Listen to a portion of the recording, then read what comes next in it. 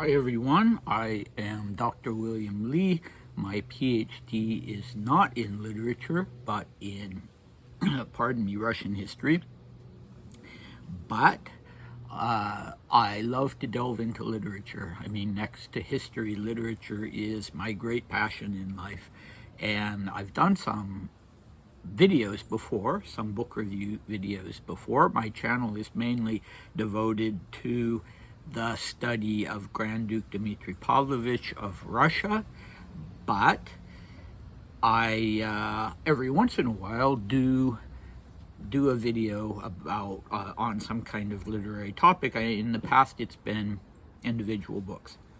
But this time I want to pursue a theme in a series of videos, and that theme, as you undoubtedly know from the title, is death in literature. And I have a whole list. At first I thought that I would do the typical top 10 list. So top 10 favorite or most effective or most touching or unique, however you want to define it, deaths in literature, from my opinion. But then the list kept growing and growing, so I decided to do 5 for each video, 5 death scenes from literature.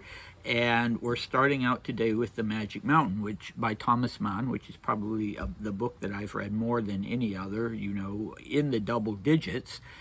And it has so many interesting deaths in it that it needs to be done separately from the others. It's in a category of its own. So just a little bit to begin with about my perspective on this. So I had some experiences when I was a child with death in literature. One very positive experience was with The Little Prince. What was his name? Antoine Exupéry, I think. I don't know how you pronounce it. And The Little Prince is probably unique in all of children's literature, I would imagine, in that the main character commits suicide at the end. And yet it's a lovely and peaceful death, and we understand that he survives it. He wants to go home to the celestial realm, you could say, or to his own little planet. And so he asks a snake, whom he's actually befriended, but it's a dangerous friendship, and he asks the snake to bite him so that he can leave his body and return to his planet. So, as I say, very positive. My other experience, I can't remember how old I was when I read The Little Prince, but I was 9 years old when I read and had read to me a book that's considered one of the best in all of children's literature in the English language, but it's a book to this day that I loathe and think is completely inappropriate for children, which is Where the Red Fern Grows. So if you disagree, then I'm sorry if I've given you offense, but there's no way this book will ever be rehabilitated in my eyes, because it gave me a kind of 9-year-old existential crisis. It has one of the most gruesome deaths that I've ever encountered in literature, whether for children or adults, where a boy falls on his axe and disembowels himself, and the author goes into revolting physical detail. And I just don't think that is in any way appropriate for a 9-year-old. And I was a case in point. My parents ended up having to take me to a child psychologist after reading that book. And if I recall correctly, the psychologist said that I was simply too young to be confronted with my own mortality, which was essentially what happened. That death was so vividly presented. But anyway, those are kind of the two opposite poles for me of what I consider a good death and a bad death within literature. And I don't disavow the deaths in adult literature that involve clinical description and gruesomeness. When it's appropriate, it can be literarily very powerful. But anyway, that was my experience as a child. So beyond that, I have had a near-death experience myself when I broke my humerus, really shattered it in Davos, Switzerland in 1995, and had to have surgery, and something went wrong with the anesthesia, and I returned to consciousness too early and couldn't breathe. Apparently my diaphragm was paralyzed, and I remember the doctor standing over me and saying in German, "This isn't good." And I remember just sort of fighting with every fiber of my being to breathe, and believing that I was about to die. And the last thought I had before I passed out was, what a ripoff. Those were the exact words that went through my mind, because I was, what was I? I was not yet 30, I think. Not quite 30 yet, 29. And so, yeah, I didn't want to die at the age of 29. And yeah, that made a big impression on me. I was depressed for about a week afterwards, and realizing, as I had with Where the Red Fern Grows, but in a more direct sense, that someday I would really experience what I had thought I was experiencing at that time. And also there was the disappointment that there hadn't been any kind of comforting mystical experience, that it was merely those words, what a ripoff. But yeah, I don't know if I was really close to death or not. It was never explained to me afterwards. Then in 2003, I was with my mother when she died. I had the experience of being with her, beside her, actually sitting on the bed when she died at home. She was in a semi-comatose state for about a week, and then she died in a very agonizing way, I'm sorry to say, of cancer. And yeah, that was an experience that was negative, but also the agonizing part not, but positive in that it, I don't know how to say it, but it sort of brought a certain reality with a spiritual dimension into my experience.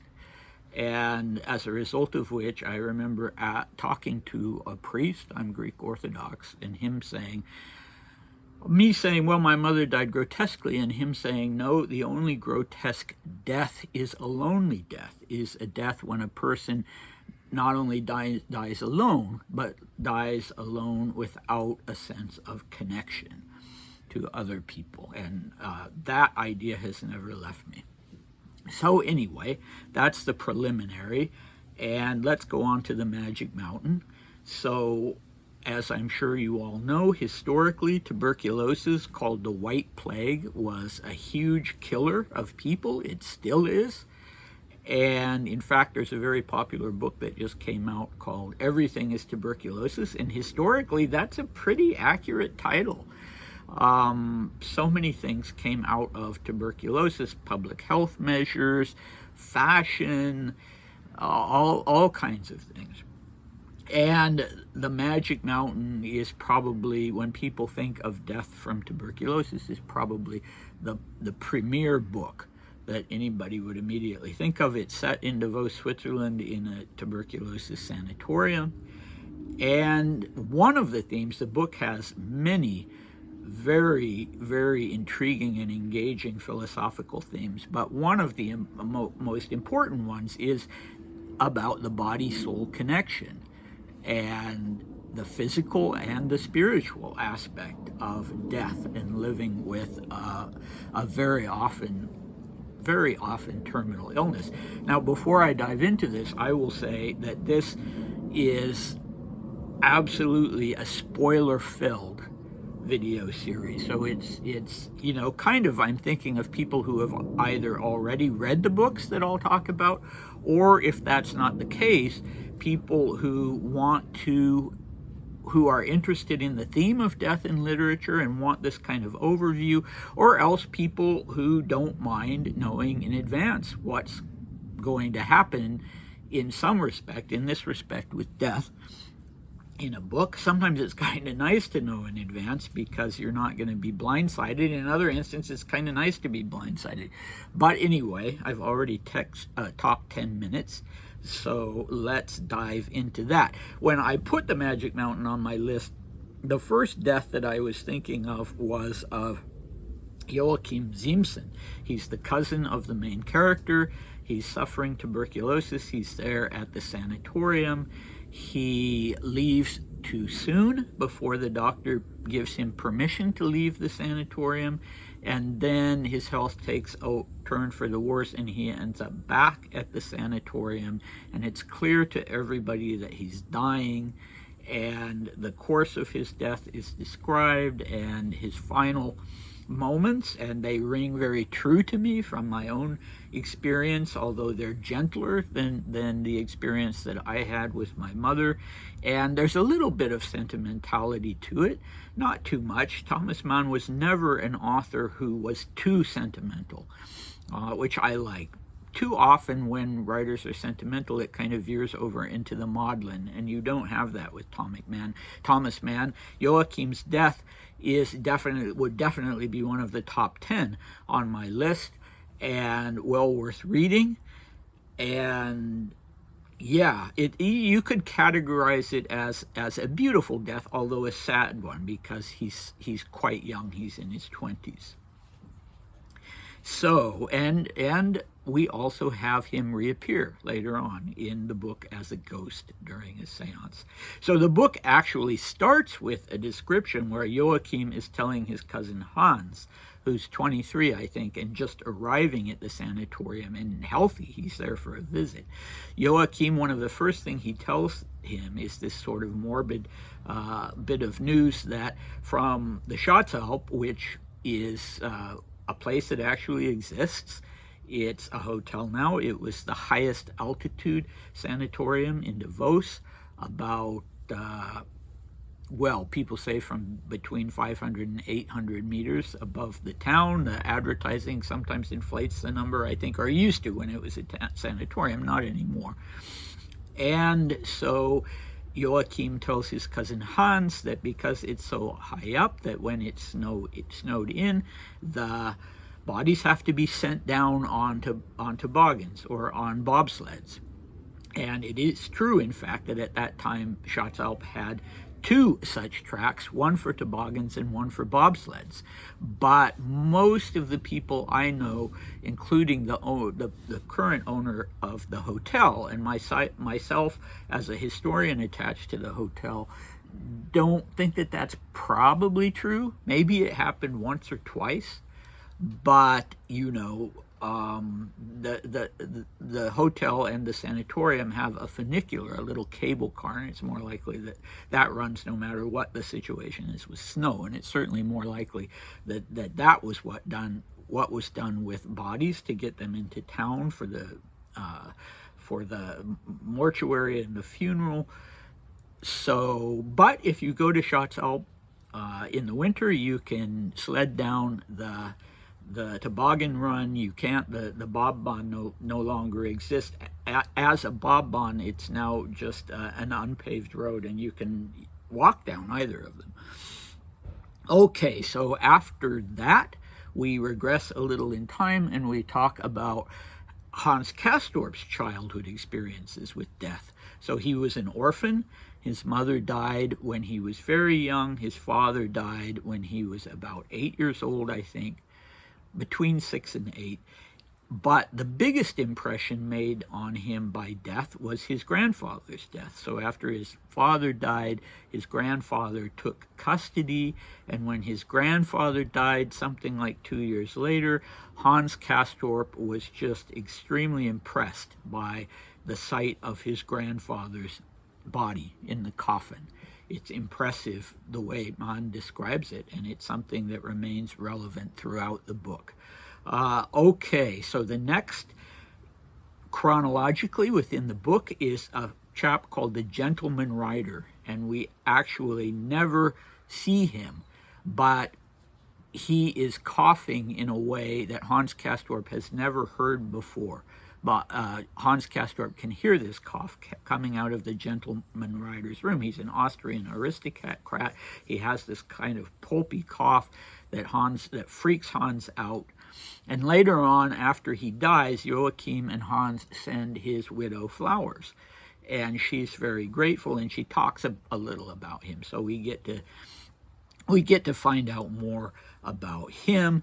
Then there's a young woman, I can't remember her surname, I should have looked it up. And she is dying, and she's very young. She's in her teens. And the priests come, and altar boys, and they come to give her the last rites. And even though she's in such a weak state, prostrated on her deathbed, she finds the strength to struggle against receiving the last rites, to scream, to thrash around.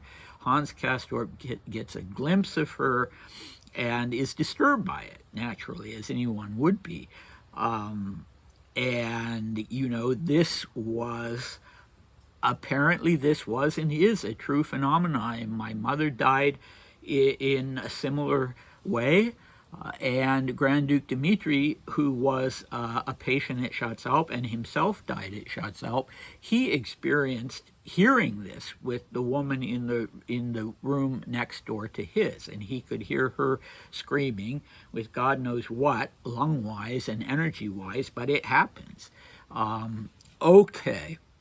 So then we have the wasting away of a young girl named Karin Karstedt, I believe, who lives in town, and Hans Castorp and Joachim Ziemßen kind of take her under their wing. She's poor, and they want to, fill her final months with some pleasure. She's been abandoned by her family. But one of the things they do that's quite mean is they take her to the cemetery, where she knows sooner rather than later she herself is going to be buried.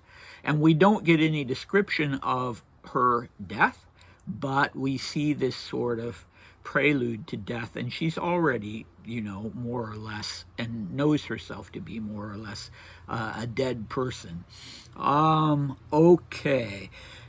Then I mentioned the beautiful death of Joachim. Then there's a great chapter where Hans Castorp decides that he's going to visit the so-called moribundi, people who are on their deathbeds. And it's completely not something that's done in a tuberculosis sanatorium, but he gets the doctor's permission, and he goes and does it. Usually the patients are kept behind closed doors, and nobody really wants to see them or talk about them. Not the patients, but the ones who are moribund. But Hans Castorp has this very romantic idea of death, that it somehow is spiritually elevating, and so he wants to have this contact. And he finds some of these people quite...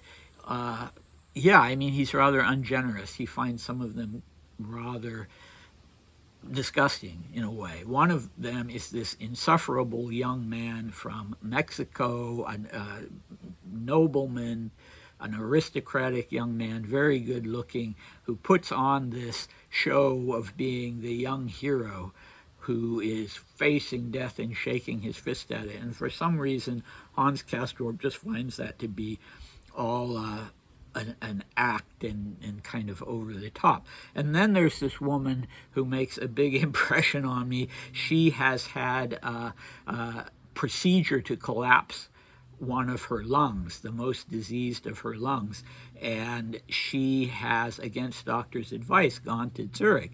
And in Zurich, the lung had started to re-expand, and she needed a refill of a mixture of gases in her pleural space between the pleurae and the lung, and she needs that to collapse the lung again. But the doctor she goes to is inexperienced, and he overfills it, and that does damage that basically is terminal. She comes back to the sanatorium, and she's dying this slow death, but she thinks it's all a huge joke, and she can't stop laughing about it. And Hans Castorp, who sees death in this very solemn and romantic light, is just disgusted by this woman, although he's good to her. He visits her many times, and he even helps her to eat when she doesn't have the strength anymore to feed herself. And in relation to the young Mexican man, his mother is there. Both of her sons at the beginning of the novel are dying. One of them dies, and then the second one, the one that Hans Castorp doesn't like, is dying.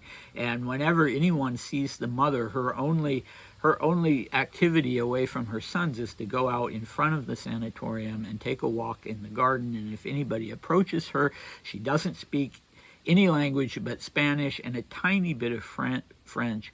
And she's dressed all in black, and she uses this expression, tous les deux, meaning both of them, and that's the only thing she says to people.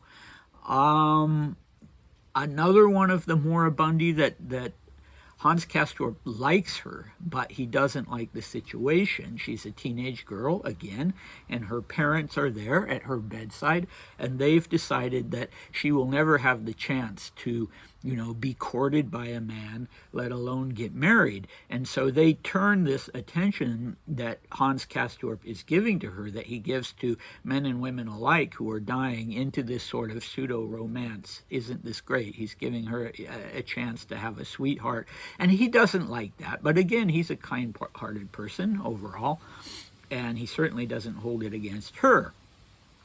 Then we have two suicides in the novel.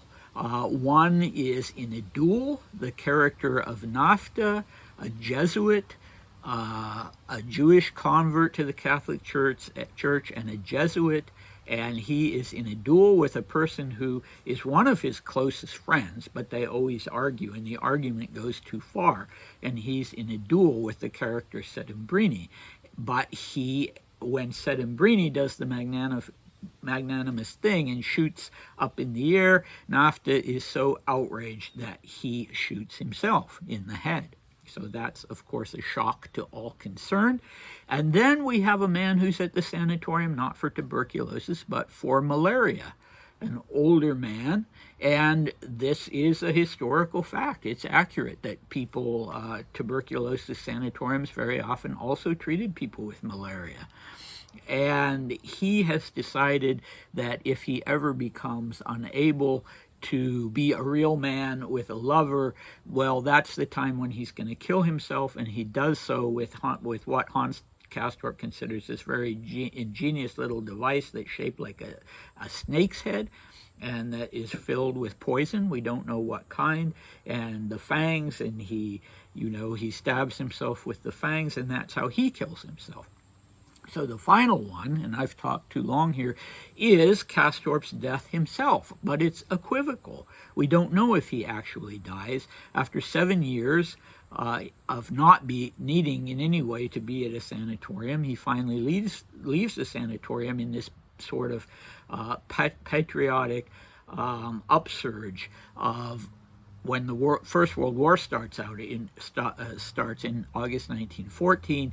He immediately leaves and enlists, and the last scene of the book we see him running on a battlefield, and there's an explosion. An artillery shell has burst right in the general area where he is, and Thomas Mann doesn't tell us if it kills Castorp or not.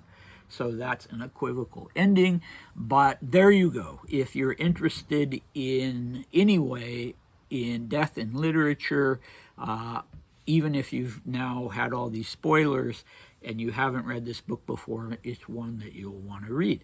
So come back next time. I know at least one of the books I'll be talking about next time is another Thomas Mann book that has one of my top 10 all-time best deaths in literature, and it's called Joseph and His Brothers. So yeah, come back for that. I hope to see you next time. Bye.